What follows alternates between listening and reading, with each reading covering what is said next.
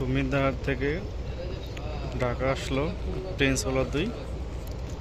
মির্জাহাট থেকে সম্ভবত সকাল 7:30 বা 8টায় আছে, এখন 5:40 বাজে। এসবে সারাদিন লেগে গেল, প্রায় একদিন সময় লাগলো।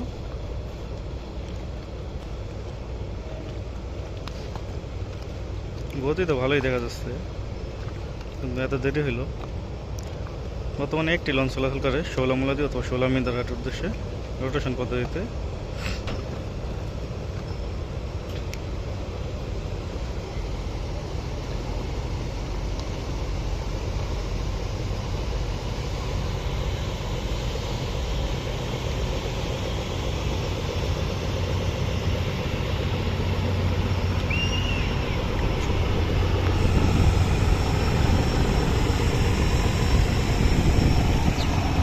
যাত্রী বছর একটি লঞ্চ থাকার কারণে